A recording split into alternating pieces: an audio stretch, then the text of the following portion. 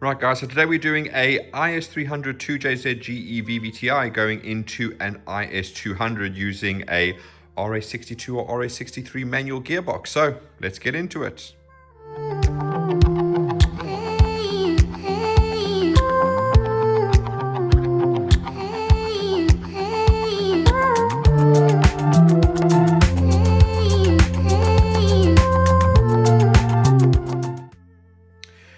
Right, so as I said, this is going to be a 2JZ-GE VVT-i from an IS300 going into an IS200. Now, this is one of the new ones. It's using an RA62 or RA63 gearbox from the IS220Ds, which I think we only got in Europe. We didn't get them in America, unfortunately. Right, so it makes it one of the new ones for us, but again, our harnesses are designed to work with any gearbox, so that's great. So what we're going to do today is, as per usual, same as all the other videos, it's going to be broken up into a few sections. First, we're going to do the layout of the harness, so we're going to start at the ECU end, we're going to work our way around the entire harness, show you where everything goes, where everything plugs in. Once we've gone through that, then we're going to go to do the testing, made up of two parts, one with just the ignition on and one with the engine running, but we'll go into more detail when we get to that particular section. But before we get too carried away, as you can see, this is what we call an adapted harness. So effectively what we've done is we've taken the original engine harness, we've completely stripped all the usual coverings off, we've checked through all the wires, terminals, etc., and connectors, replaced everything it needs replacing, we've removed all the wiring that's no longer needed, and we've added in the wiring that now is required. Okay, so what we'll do is we'll go through and look at the photos of the entire process so you can see what goes into making one of these.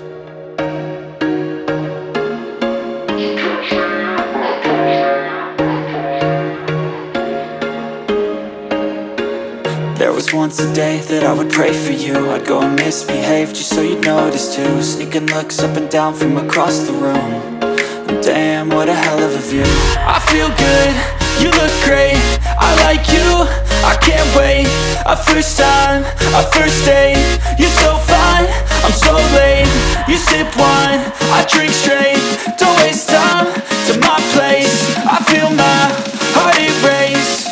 So catch me if I fall.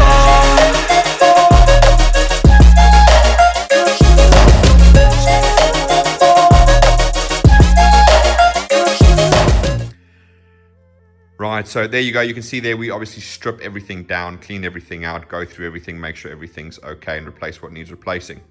So for the layout, we're going to start right here at the ECU box. Okay, now you'll notice the ECU is obviously sitting elevated. This is an IS300 ECU. The IS300 ECU box is different from the IS200 because the ECUs were different shapes. Now, there are two options. When you got your IS300 engine with your harness and everything, maybe you were lucky enough and they supplied you with the ECU box. It is a straight, direct bolt-in replacement. There's nothing required or needs to be modified to make it work. So effectively, if you do have access to an IS300 ECU box, now this is, again, I'm talking to the European guys. The American guys, if you're thinking about this, you remember you do have the two versions of the IS300 that nobody else got. So again, you have the 2001 only ran for 1 year that had the rectangular ECU, and then you changed over to basically what we got in Europe, which was this what I always call the wedge-shaped ECU. If you don't have access to a box, the other thing that you can do that we found is basically you can take the ECU apart. It's just 4 screws there, and the same on the other side there and down there. Okay, you can then pull out the actual ECU, so it's the whole PC board and everything. You can put that nice and safely aside. Not going to get any static electricity or shocks or anything like that. Then what you can do is you can take an angle grinder and you can grind this whole lip off. Once you grind this whole lip off, the ECU will then just slide all the way down. Okay, so two options. If you can't get an IS300 ECU box, you then just grind that lip off and the ECU will slide straight into your IS200 ECU box. Okay. Right, so looking at this, we then have our 3 ECU plugs for the engine harness. Again, these are all different. All 5 of these plugs are different, so you can't plug them in the wrong place, so do not stress about it. But the harness, the way it's routed, will kind of dictate exactly what it looks like. So you've got those 3 over there, and then you've got these 2 over here, which form the part of what we make a little sort of patch resin to interface with the IS200 plugs. In fact, what I'll do now is I'm going to cut to a shot of what this looks like in an ECU box with everything in the correct place. There you go. So you can see exactly what it should look like when it's actually in your car. Obviously in here with the engine being so high, I can't get it low enough to sort of push it down into the ECU box and everything. Okay, but those are your 5 ECU plugs. Super simple, nothing too complicated there, right? Moving down here, we have just 3 body plugs, okay? Now, in the IS200, this is actually a black one, but in the IS300, it's a white one, but it goes into the exact same position, all right? So again, white goes into black in this case, gray goes into gray, blue goes into blue, okay? So again, these are all different connectors. You can't get them in the wrong place. Do not stress about that. Moving along to there, we then have this one, which basically just slides into this slot over there. So super, super simple. It just comes from underneath and you just push it up and it clips in there. Okay, so once it's clipped in, you'd have to actually get a screwdriver and pull this little secondary tab loose so you can push it back down again, okay? Also for the IS300 to IS200, what we add is this little relay. So this can be sort of tucked away nice and neatly in here. Depending on your IS200, you can see it can just pop in there if you want, or you can just push it down over the bottom over there, okay? Now, that is to replace the brake switch. On an IS300, the brake switch was a 4-wire switch. On the IS200, unfortunately, they came with 2 variations. If you had a manual IS200, you only had a 2-wire brake switch. So the ECU only knew when the brakes were being pressed, but not when they were not being pressed. On the IS300, you had a 4-wire brake switch, so they knew both, the ECU knew both when it wasn't pressed and when it was pressed. Okay, so there's a signal going to the ECU when the brakes are not pressed and when it is pressed.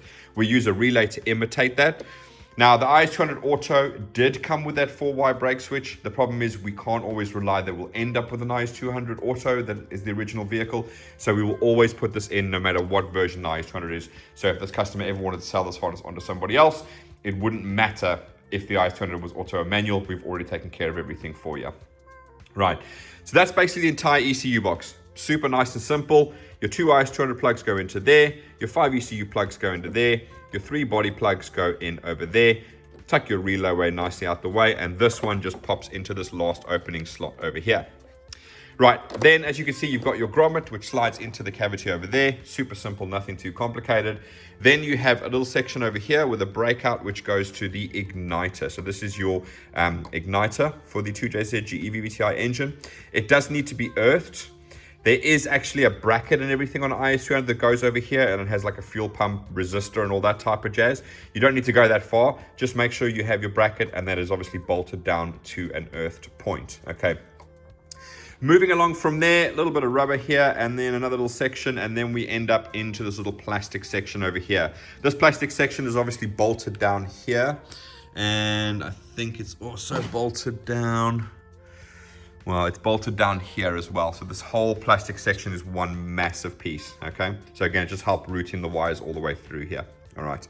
So what we'll do now is the harness goes down this way, it goes over across there, but it also goes down. So I'm gonna go down quickly so you can see exactly what's going on here. So you can see just at the bottom here, it starts coming out there. Fantastic. And it's gonna break out into quite a few sections, okay?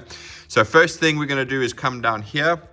Now then, on the IS300, it had a power steering pressure switch. Okay, so for things like idle up under power steering, it used an actual pressure sensor. Now, to not get a code, for me testing here, I've obviously just plugged in a Toyota map sensor. All Toyota map sensors have the same connector, they have the same wiring, so it does the job of getting rid of the code. Now, if you are doing the conversion and you were lucky enough to actually have an IS300 and you can get your hands on all the power steering lines, because obviously it runs differently from a 1G, you hopefully will have the sensor in the lines, because you can see it is pretty close to the power steering pump.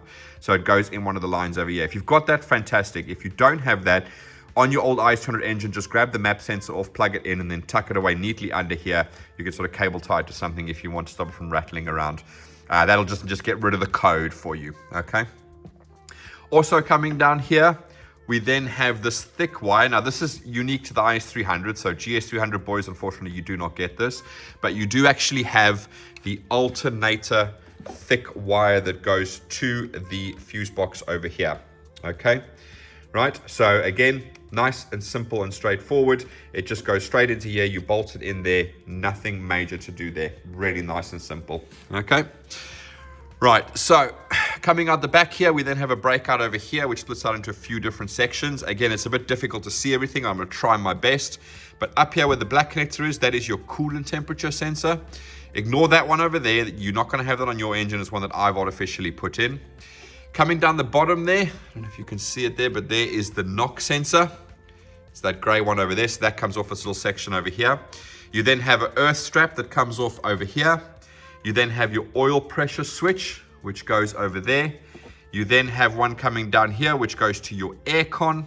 And then you have one coming down there, which goes to your low oil level sensor.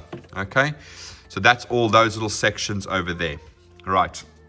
So moving back up, we'll then start moving our way through here. And coming along here, we then have the oil control valve. So this is the oil control valve for the VVT-i. I'm going to show you at the end with the inlet and the throttle on where all these other connectors go. So just ignore these for now. It'll come at the end. But next up, you've got injector 1 and injector 2. Now, you'll notice all the injectors, if they're original 2JZ plugs and they haven't been replaced by me because they were broken, but you'll see it's gray, brown, gray, brown, gray, brown. So it's really easy to tell. If you've got gray and gray next to each other, there's a problem. But injector 1 gray, injector 2 brown. And this is the TPS, but again, we'll go through that as part of the inlet and throttle section. Moving along from there, we then have this little breakout here, which goes to injector 3 and injector 4, okay? Then popping down here, if you look through there, you'll see we've got another little section that breaks down through there. Now then, this is going off to a few sections, so hopefully you'll be able to see a lot of it, but this one here is going to this brown connector. That is part of the ACIS system, so that is a vacuum solenoid valve that connects to. We then have another earthing point over here. I'll see if I can get back and focus on there. So that just bolts onto the inlet manifold bottom section over there. Then going down here, we then have the knock sensor for bank 2. So the way they do it, they call it bank 1 and bank 2. Bank 1 is cylinder 1, 2, 3. Bank 2 is cylinder 4, 5, 6. And then lastly, we have the starter solenoid connector. I don't know if you can see the back of it over there. So that is the starter solenoid connector. Okay. And that is that. Then moving along from here, we're then going to have injector 5. We then also have the cam sensor at the back here, and we have injector 6. This is part of the throttle and inlet, so we'll go through that at the end when I just put everything back on, and I'll show you where it all goes. But lastly, coming out here, we then have our gearbox harness connector, okay? So it's a 4-pin DTM because obviously we do wire this harness, so it works with all different types of gearboxes. So if you have a Toyota gearbox that has, you know, the speed sensor and obviously a reverse switch, we can do that. But in this case, it's an RA62 or RA63, and that means it only has a reverse connector. Okay, so that's the ones for the new gearboxes for the IS220s and IS250s. So that plugs in directly to there, but if the customer ever wanted to change to like an R154 or something, we can just unplug this and make an R154 gearbox connector. Okay, so in this particular case, because this customer, and I will check this customer, if he has a manual IS200, what we will be supplying him is a wire with a terminal on so that he can take the speed signal from the ABS computer, which is in the driver's footwell, sort of a bit high up. I'll actually show you where it is. But again, left-hand, right-hand drive, they'll be in different locations, but they'll be pretty much, this is where roundabout will be. So there's his ABS computer. So you can take the speed from the ABS computer directly to the cluster with a single wire. So in this case, because those gearboxes only have a reverse, they do not have a speed sensor on, because obviously they're much newer vehicles, they would have used the ABS computers to get speed for the actual instrument cluster. So that's what this customer will have to do. If you were converting an auto IS200 to this engine with a manual gearbox, you wouldn't need to do anything because the auto versions, so like the IS300 Auto and the IS200 Auto, they already take their speed from the ABS computer, okay? So it's only if you are doing an IS200 manual and you go into a manual gearbox that doesn't have a speed signal, you can still get it from the ABS computer. So don't stress about that, guys. I know especially the BMW gearboxes and now these ones, which I'm assuming it might become a popular manual swap. But yeah, you don't have to worry about your speed. It can easily be taken care of. Okay, right, so we're gonna come back over here. We're gonna make our way over this front section over here. So I'm gonna move around to the front of the engine. But you'll see here, it goes over the top here, and we just have one section that breaks out over here, and this is going to your coils, okay? Now, when you're looking at these coils, you might assume that this is 1, 2, and 3, but that is not correct at all. So with 2JZ-GE VVT-Is, the way it works is what we call a wasted spark system. So the way it works is you have one coil here, which is directly over the spark plug, but then you have another terminal which goes down through there and then goes all the way back to here, okay? So the way it works technically This is what they call ignition 1 because this is on cylinder 6. And if you follow the plug that goes along there, it comes all the way and it goes here onto cylinder 1. So 1 and 6 are firing at the same time. So we call this ignition 1 if you're talking from a wiring perspective. This one at the front is ignition 2 because it's on cylinder 2. But if you follow this one, it comes all the way through there and it goes down here to cylinder 5. Okay, so cylinder 2 and cylinder 5 are firing at the same time. And then lastly, with this little short lead here is basically 3 and 4. So we do call this ignition 3, although it's actually on cylinder 4, the actual coil itself, it is also firing cylinder 3. So it's firing cylinder 3 and 4 together.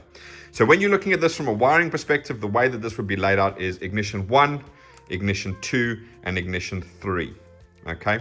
Now, obviously, the lengths of the harness dictate where they go, so it's kind of difficult to not get it in the correct place. But I just thought it'd be helpful for you guys to know what's going on there, and it's just a bit weird. So some people assume that this would be ignition 1, this would be ignition 2, this would be ignition 3, but that's not the case at all. Okay, right. So those are all the coils. There's just 3 of them, nothing major there. Moving along from here, then the harness comes this way. We then have this one, which again is going to be part of the throttle and inlet one, so I'll leave that for now because it's not plugged in, so you can't see where it goes. Same with this one, it's for the accelerator position sensor, but again we'll go through that as part of the video I'll do with the actual throttle body and inlet manifold on. And then lastly we have our Lambda sensor. So this is again going to the Lambda sensor, bank 2 sensor 1. And remember, obviously, with these ones with IS300, we do remap them. So the secondary Lambda sensor is now no longer used. So you can just remove them. You can leave them in and forget about them. It doesn't really matter what you do. They're not going to be read by, well, they're not going to be read by the ECU, and they're not going to throw up an error code for it. Okay. And in this particular case with this harness, none of that is wired up. So it's not even connected at all. Right, so that's the little section over there. Then we're going to come back here and we're going to move to this little pop out coming down the front here. It's going to come down for a small section. There will be usually a bracket bolted on here, and that's what this is for, so that can slide into there.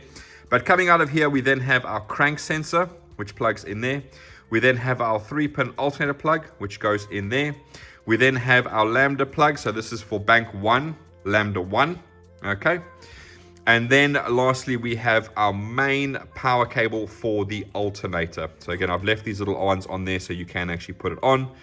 And then lastly, which again, I'll go through as part of when I put the inlet and the throttle on and the airbox, this is your mass airflow sensor. So I will go through that. Okay. Right. So that's the engine harness. It's really quite simple. You obviously do it exactly how I've done it here. You can basically take the throttle and the intake manifold off. You can usually do it in one go, but there are some coolant pipes which can make it quite difficult. Obviously, mines have all of that stuff removed and blocked off, so it's not a major issue for me, but you guys might want to remove the throttle body and then the inlet manifold. Just remember to check your gaskets and make sure they're okay before you put everything back together, okay? So you'll get the engine harness on like this, and then once this is on, you'll then put the inlet manifold and the throttle back on again and plug in the extra ones, which I'll go through at the end of this layout section in a separate video because I've got to put everything on. But everything else that you need to connect is pretty minimal, okay? So the alternator is already included in the engine harness, so that is not a major issue at all. So you just, again, it's this one over here, it just goes directly to the fuse box.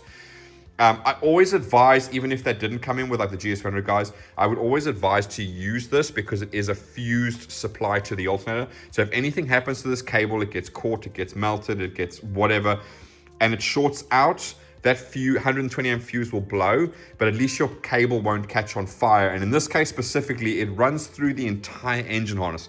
So if this ever caught on something and shorted out, it would go red hot and set fire to your entire engine harness. So please guys, always connect to there so you do have that protection of it actually blowing a fuse and not melting your harness, okay? So that's all included. So basically what you need to connect is the following. Number one, you've got your main power for your starter. So that should go straight from there, and it goes straight to the positive of your battery. It doesn't go through anywhere else. There's no fuses or anything like that. It literally goes from there to there, but obviously it's super close. Unless you're a left-hand drive, then obviously it's on the other side over there and it'll travel a bit further, but still it does only go directly to your battery. It does not go through any type of fuse because it pulls a lot of current and it would keep blowing a fuse and it'd be hell of annoying. Next up is your ground. So in this case, you can see this cable here, it bolts onto the battery, goes down underneath the battery, bolts to the chassis, and then it goes down and it bolts to the block.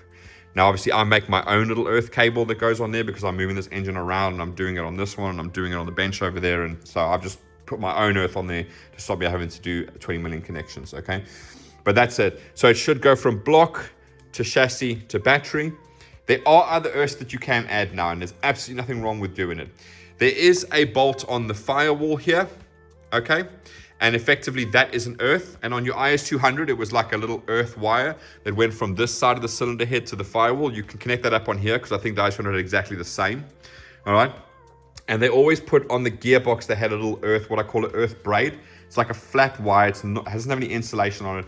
2 ring terminals on, and it goes onto one of your gearbox bolts, and it goes onto the chassis leg. Okay, so you just go boom, boom, and you connect that there. So theoretically, in a standard vehicle, you'd have 3 earths. You'd have battery, chassis, block, cylinder head to firewall, gearbox to chassis leg. Those are your 3 earths that come standard on a Toyota, a Lexus IS200 and IS300. Toyota-Lexus, same thing. Okay, so that's it basically. So in this case with an IS300, your alternator cable's already included. So all you got to do is starter to battery and earth to block, cylinder head to firewall, and gearbox to chassis leg. Those are the earths that I would recommend. The bare minimum earths are obviously the one to the block, because that's what the starter motor uses to earth out. And the one on the cylinder head just helps with the earthing of the engine harness, and Toyotas do love their earth. So make sure that you do get that one sorted out, okay? But everything else, super simple. It just plugs directly into everything. Nothing major to sort out there. And the rest is up to you. So obviously fuel lines and all of that type of jazz, that you'll then sort out.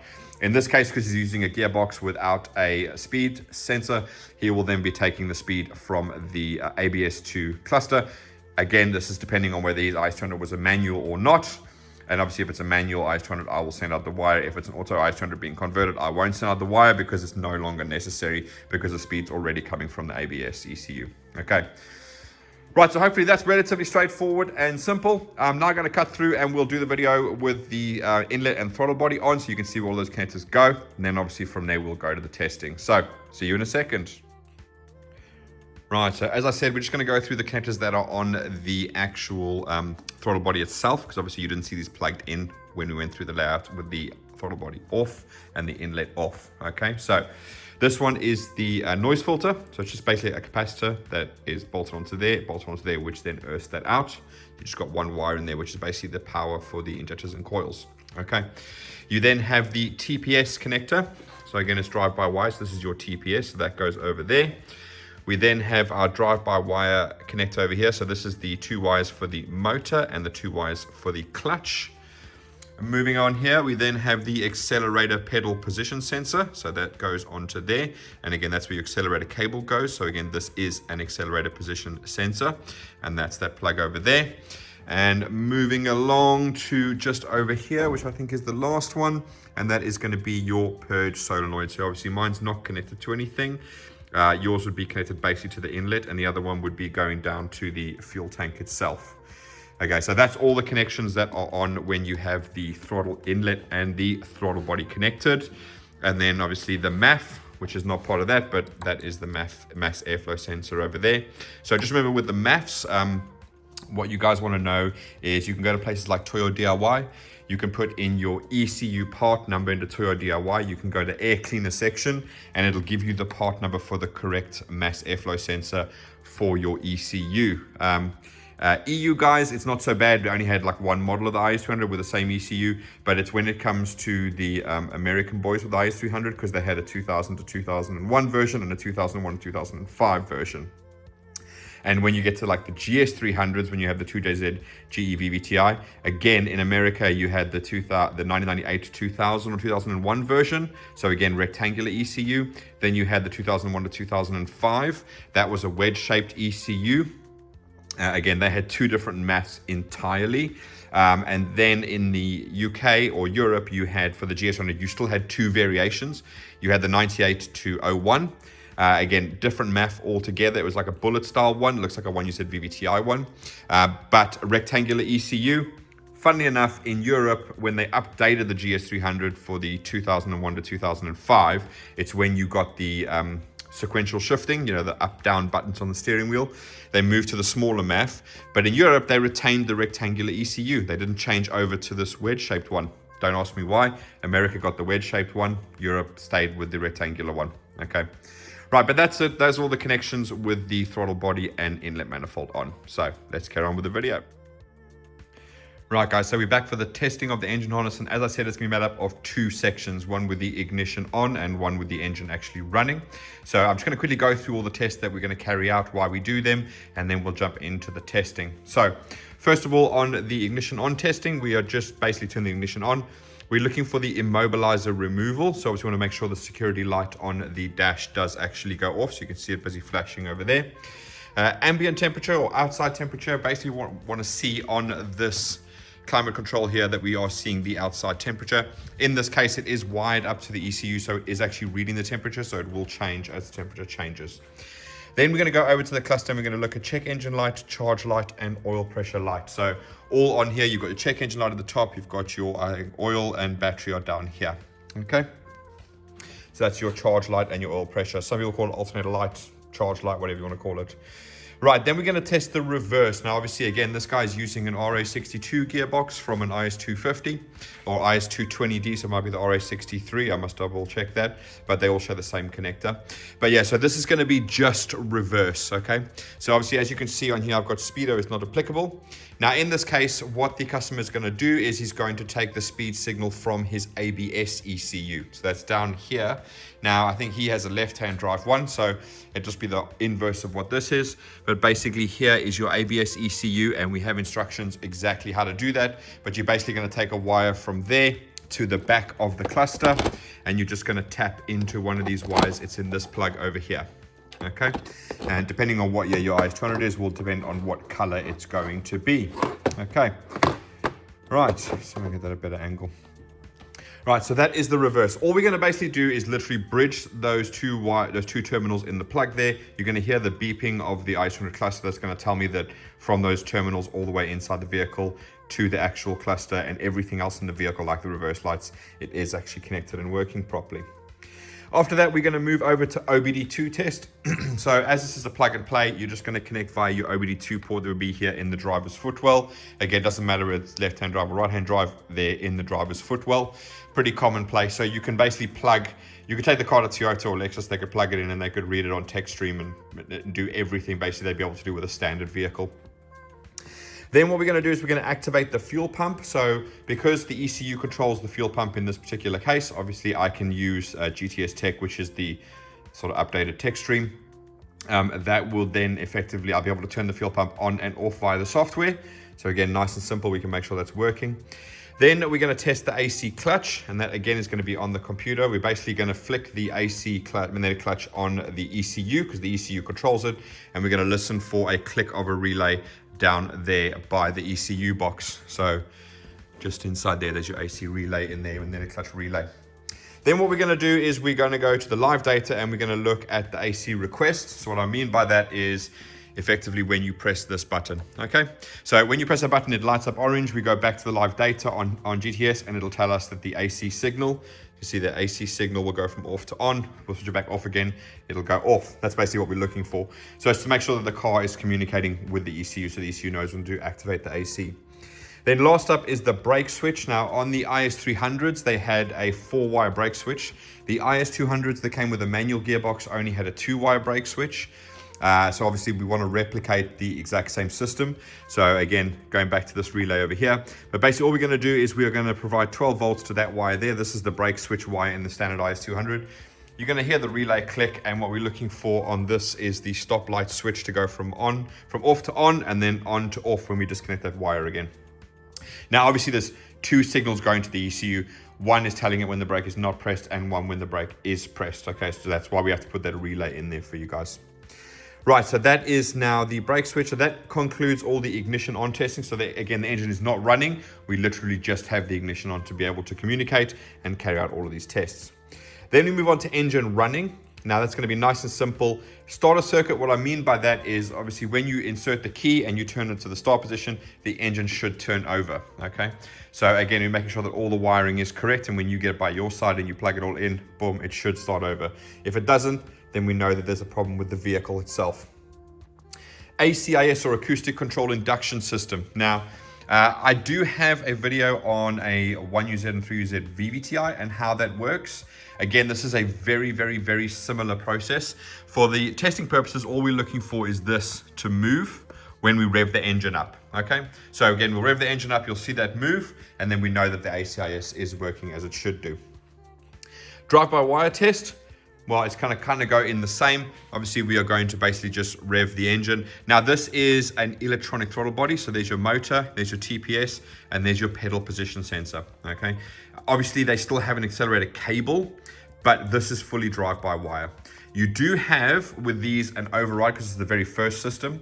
You have an override where if you listen very closely, you'll see that there's no movement of a throttle blade. When I get to the last sort of third, see that small amount of movement. So easy, easy, easy, hits a stop, and then I can go, and I can open the throttle. It only opens the throttle a very small amount, but it's kind of like an override. If the throttle was to ever fail, you can just sort of put your foot almost basically flat to the floor, and obviously the engine will rev up, okay?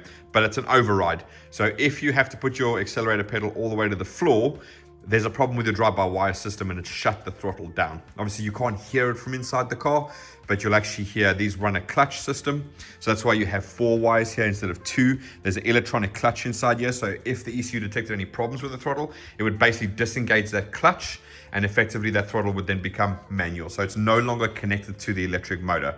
Okay, it's just a safety feature because it's the first generation of drive-by-wire. So again, the ECU controlled the clutch in the drive-by-wire throttle body. So if there was a problem, it could disengage the clutch, which would basically be a mechanical override for the motor. So if the motor did something weird, it could just disengage the clutch and go, no, don't do it, shut down the throttle. Okay. Next up is oil control valve or VVT-i test. So effectively what we're going to do is we're going to jump back on a GTS. We're then going to be able to control what happens with this oil control solenoid. Okay, you'll see on there it like goes through a whole bunch of varying of degrees of the cam, advance, and retard. What normally happens is, because it's a single, it's a 6 straight and not a V engine, it usually shuts the engine down when we do the test. So you'll see I'll actually do the test, the engine will shut off. That's when we know that it's working, because obviously it's massively advanced to retard the cams, and then we'll start the engine back up again and we'll move on to the next test. But if it shuts off, we'll know that it's working. Next up is injectors and coils. So nice and simple, all we're basically going to do is I'm going to go around and I'm going to pull the injector plugs off one by one. As I do, you are going to see that the engine misfires, and as I put it back on again, boom, they start working again. Okay, right, so just a quick one on that. I do happen to see sometimes on the diagnostic trouble codes, which we get to at the end, sometimes it picks up a misfire when we disconnect the injectors. Obviously that's not a problem, it's the computer doing what it's supposed to do. So we'll go back to the diagnostic codes when we get there. After injectors and coils, we're going to come back, we're going to look at the cluster, and we're going to see if the tacho is working. All right, so again, 6-cylinder IS300 to IS200, so there's no need for any change or adaptation of the signal. It just works straightforward. Right, and then we're going to go to coolant temp. So what we'd like to do ideally is we'd have a temperature that's not sort of at halfway. And effectively what we'll do is in the beginning, we'll check it to make sure that it is either just off the arrow or somewhere in the bottom there. And once we've run the engine for a bit, we'll come back and then we'll check and make sure that the coolant temperature has gone up to make sure that it is actually working. Obviously, I've tested all this beforehand, so I do know it works, but I just want to try and see that you guys can actually see that it physically goes from a point and goes up as the engine is running. All right, and then diagnostics, we're going to go through exactly, we're going to have a look here and just show you that because of the remap that we've done to make the IS300 ECU manual, you'll see we have absolutely 0 codes. You can tell straight away there is no automatic gearbox connected to it. There is no funny atomy device or anything. It is completely remapped out of the system. We've obviously also remapped out the secondary Lambda sensors. So as you can see, we've only got the primary Lambda sensors. We don't have the secondary ones that go after the cat. So they are no longer in the ECU. The remap does remove the error code for them. Doesn't mean that they stop them from working. So if you had them in your vehicle, now obviously with these harnesses, we only do the primary sensors. We don't do the secondary sensors. But if you guys had a remap ECU from us in a standard IS300, just so you're aware that, again, it doesn't mean they stop working. They will work, they just won't throw a code, an error code if they were to fail. That's part of the remapping process. Obviously, we need to do it for this one because we don't physically even connect them up. All right, then we'll go through some other diagnostic things that you can do as well, okay? So Now that we've gone through that, let's jump in and start with the ignition on testing. So first thing I want to do is test the immobilizer removal, okay? Now, my card half cut just started playing up, which is less than ideal, but the way the Toyota and Lexus do their immobilizer system is quite simple. They read the key the moment you insert it into the barrel, okay? So if you take a look at an ignition barrel here, underneath here, you'll see there's a white piece of plastic here, and there's two black wires coming out there. Right, so basically what happens is one side is earth, the other side goes to the ECU called key switch, and the second I insert the key, you can hear a relay click there, okay? You'll see the security light has gone off, and basically what's happened is the ECU gets a permanent 12-volt supply. You insert the key there, it goes to the ECU, it tells the ECU that the key's inserted, it activates the main EFI relay, which then turns on the plus B circuit, which actually powers up the ECU, believe it or not. But then it powers up this antenna, which gets its power from the same circuit as the ECU. And then obviously it reads the key and it can turn the security light off, okay? So you do not need to actually move the key into the on position or even to the accessory position in order for the ECU to read the key, okay? So if I take it out quickly, you can hear that relay is clicking again, and you'll see there the security light starts to flash again, okay? See if I can get both in at the same time. There you go, insert the key, security light goes off, immobilizer is off. So that's your first test there, that's perfect. Okay, we have obviously removed the immobilizer, but I still keep all the wiring attached. So in other words, there's nothing special about this key, it's not programmed to the ECU, but it behaves in the same way as it would in a standard vehicle. So when the customer plugs this harness into his car, someone walking past will see the security light flashing. They'll think there's an immobilizer on, but technically you could ram a screwdriver in here and literally just turn the key and it would start, okay? Now, also, while I'm here, don't get it confused with the alarm and the central locking. Those are two very different things. Immobilizer is in the ECU, it stops the engine from running. Central locking and alarm is a completely different ECU that lives under the dash. It's sometimes called a double locking ECU. But again, very, very different. If you lose all your keys, you can technically program any key for central locking. It's relatively straightforward. But obviously they don't want you to steal the car, so immobilizer is very different, okay? But yeah, we've removed the immobilizer as part of the remap, so there's no need to worry about that, okay? Right, so let's move over and turn the ignition on. And you'll see here we've got our ambient temperature of 11 degrees. Fantastic, so that is working 100%. Then we're going to do the check engine light, the charge light, and the oil pressure light. So we've got check engine light, charge light or alternator light, and oil pressure light, okay? Now in this case, I removed the low oil level light, and that's because some of the engines, like the 1UZ non-VVT-Is and the Japanese ones, they don't use a low oil level. That one will work in this case. But there's something that's important about the IS200. The IS300 has VSC or vehicle stability control, not TRC or traction control. So the TRC bulb will flash when you swap an IS300 2JZ-GE VVT-i into an IS200. So you must remove that bulb. And it should be down here somewhere, and you should see you've got oil pressure there. Slip there, you've got airbag, and there TRC off. So it's this bottom one. It's this bottom one in the corner over here. You'll see I've got the bulb out there, okay? Right, so again, you must remove that one because it will just keep flashing, because remember, IS300 has VSC, which is very different from TRC. VSC has a whole bunch of other sensors, like a yaw rate sensor that lives in the center console. It is a very, very different system from TRC, which came in the IS200, which is basically just, if the wheels lose traction, shut the throttle down. That's TRC. Vehicle stability control does things like steering angle sensing, yaw rate sensing, so you can actually tell when the car is sliding and all that type of fancy stuff. So what it boils down to is remove the TRC bulb. Okay. Right, so we've done all of that, so let's go over and test our reverse switch. All right, so that's going to be nice and simple. So as I said, all I'm basically going to do now is literally bridge these two wires. So again, I do this from here for a reason, and that is to show me and you guys that obviously the crimping on the terminals is correct, everything is sorted. So if I just quickly hold that there. Okay, if you can see, I'm just bridging those terminals, and you can hear the buzzer from there. And I'll just pull that out. There you go. Right, so super happy with that. I know everything works, and obviously the wiring from the connector there, which will be at the reverse switch all the way inside the vehicle to the reverse lights, everything is going to work, okay? Right, speedo we're ignoring, OBD2 test. So again, I've already connected, so I'm just going to go ahead and retry.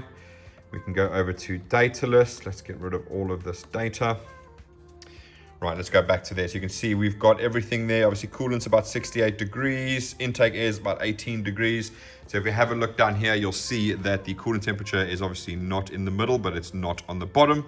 So we know that's working. So again, as per when we come back to the running part, you've seen where it is now. So when we actually start the engine up, we want to see that it goes up further from there. Okay.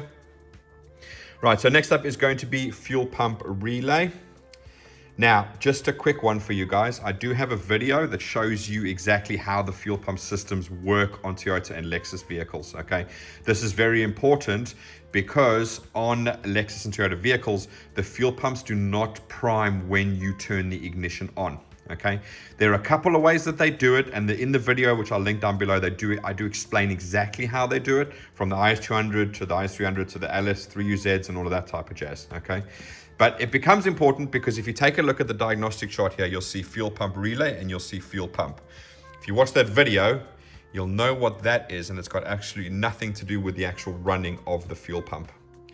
All right, so if you want to know exactly what that is, go watch that video. Right, so all I'm going to do now is turn the fuel pump on, and hopefully you can hear it running.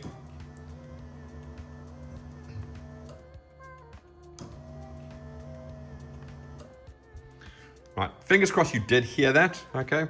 But that is the fuel pump clicking on and off. So as I said, it is being controlled via the engine ECU. So that's why I can do it through GTS. Right, so that's the fuel pump relay. Let's go ahead and do the AC clutch. So again, we're just gonna do AC magnetic clutch relay. So hopefully you can see that there. I'm gonna pop that on. And again, we're listening for the exact same thing. We're just listening for relay clicking. So I'm gonna keep quiet and hopefully you can hear it. So I'll move you guys over here.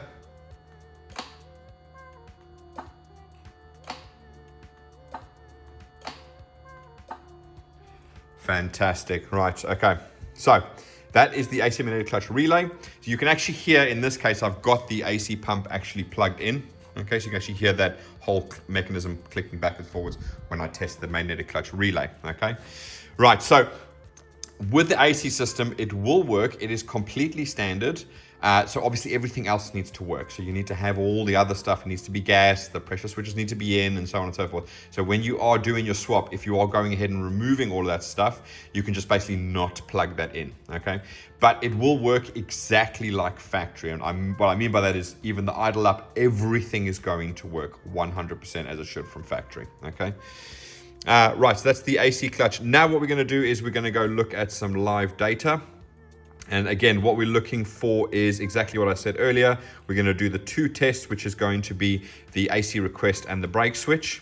Right, so at the moment, our AC signal is currently off. So hopefully you can see that. I'm going to go ahead and switch this button on. If I press it enough, you should see now AC signal has gone to on, which is exactly what we want to see. And if I pop this off, you'll see their AC signal has now gone back to off again. Exactly what we want to see. Okay, so the car is communicating with the engine ECU correctly. So as you can see, the engine ECU controls when the AC pump comes on. So there can be various different conditions under which it will come on and off. And obviously it does take control of, I think, the fan as well. It kicks in when the AC is on and so on. But that is all controlled by the ECU. So you don't have to worry about that. But just to make sure that you're aware that it's the ECU that determines whether the AC turns on, not the vehicle itself. All the vehicle can do is request the AC, which is exactly why it's called AC request from the vehicle. Right, back to that. So again, we've got our relay to imitate a 4-wire brake switch. We are now going to provide this with 12 volts. And hopefully you heard that relay click. Usually comes through pretty loud and clear. And stoplight switch is on. So that's fantastic, and we'll go pop this out. Hopefully you heard that relay click there again. And moving along, we've got stoplight switch is now off. So that's fantastic. All right, temperature is about 66 degrees now. So again, it has moved down a little bit even more. So again, it's gonna be a really good test with the engine running. Right, so that's all the testing with the ignition on. I'm gonna get ready, put my ear defenders and everything on. We're gonna come back and we're gonna test the engine running. So, see you guys in a second. Right, so we're back, guys. I've got my ear defenders on now, so we'll jump into the testing with the engine running. Quick rundown. Start a circuit, turn the key, make sure it starts. ACIS, make sure the little valve goes down. Drive-by-wire, rev the engine up so you can see that works. Oil control valve, jump back on here. Injectors and coils, we're going to go and unplug each injector one by one, make sure it works. Tacho, we'll just pop over here and make sure the tacho is working. Coolant temp, we'll come back because as I said, it's about 65 degrees. So we're quite low on there. So hopefully that's going to go up as we do the testing. And then we'll come back and do diagnostics. Okay, right, so without further ado, let's turn the key and start the engine.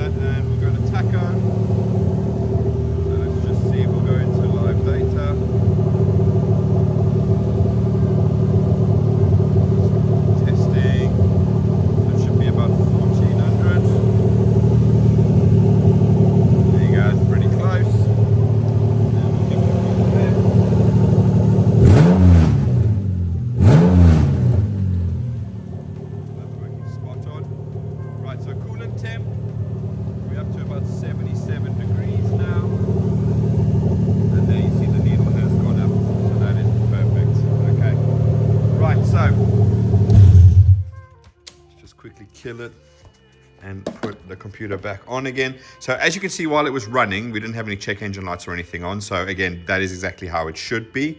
So what we'll do now is we'll go to DTC. It may pick up some misfiring codes when we're undoing the injectors, but what we really want to see is obviously we've got none. Well, I didn't even pick that up. Okay, right. So you can see we've got absolutely no diagnostic trouble codes whatsoever. So as I said, it's been remapped for manual. So obviously there's no automatic gearbox. So all of the automatic gearbox codes are gone. We've got no secondary lambdas, so you can see there's no codes for secondary lambdas there at all. So once this is in a car and running, it should run exactly like it was a standard manual IS300, okay? You should have no check engine light on. If you do, there is a problem. You need to plug in a diagnostic machine and you need to read the codes, okay? So things with diagnostics. Number one is, unfortunately, with the IS300, you can't do the old-fashioned trick where you actually just bridge the two terminals on the OBD2 ports. Then it gives you the codes out. Unfortunately, they stopped that with this style of ECU, which is what I call the wedge-shaped one. So if you're in America, your IS300s, you came in two flavors. You had this wedge-shaped one, like a 3UZ. You also had a rectangular one, which was like a 1UZ VVT-i, okay? In Europe, we only got the wedge-shaped one. So unfortunately, you can't just bridge the two terminals to get those codes. But obviously, in the standard IS200, you can still bridge those codes to get things like ABS codes, okay? I actually made this little thing where I bought this online and just bridged the two pins in here so I can plug it directly into an OBD2 port. So again, that does that. But not to say that there's nothing that you can do with that, okay? And what I mean by that is if you take a look at the front of the engine over here, you'll see we've got a 10-degree timing mark on there, and it'd be highly unlikely, but we might be lucky. There you go, down there at the bottom of the crank pulley there, you'll see I've actually used, I call it Tipex, but some call it correction fluid, etc. I've actually colored that one in. Be careful on the JZ, there is actually two markings, and it's in relation to the timing belt being changed. So make sure that you are aware. I think the other one is colored in usually in yellow, and that is actually for the thing to move the thingy so you can do the timing belt and you can move all the valves out the way. So just be careful with that. It's the white one that you want.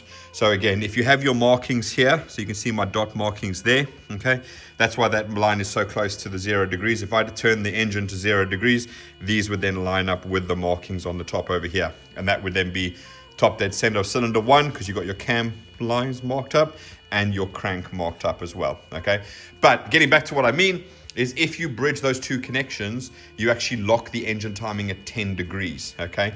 So effectively, before you go ahead and start changing your timing belts, this is the coil for cylinder 1. So remember how I spoke when we went through the layouts?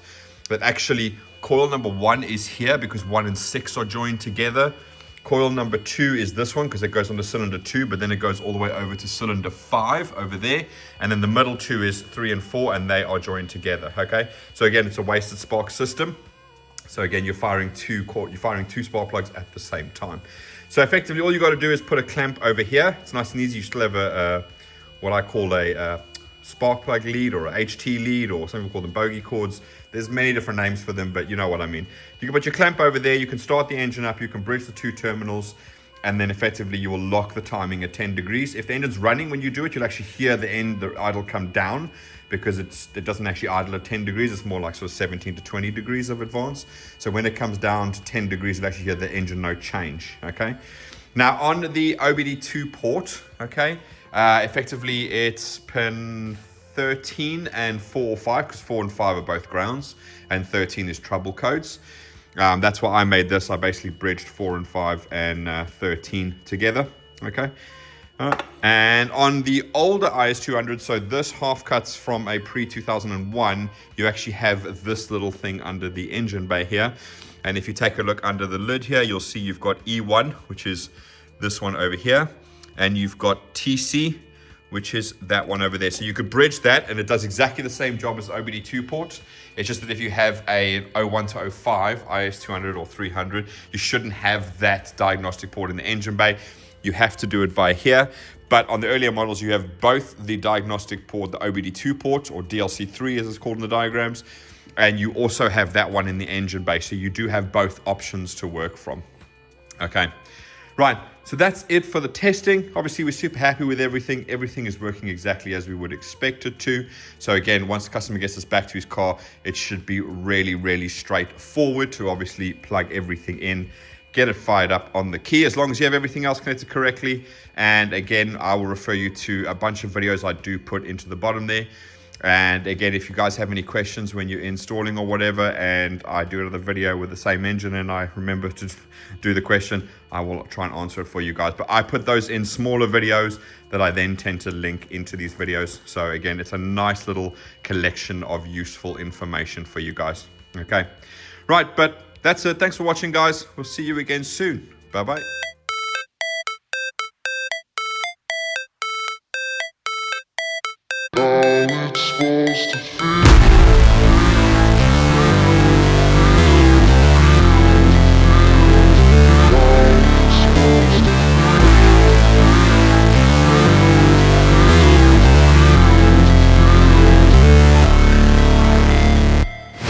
Never break, always fight, never quit, do it right, play the game, win it life, have no shame, there's no time, feel the pain, live the grind, I could change, in my mind, pick a lane, commit and climb, the only way to win it life. I never miss that stack, taking big swings, jam to the bat, put me in the ring, you'll go out in a bag, cause I sing what I mean.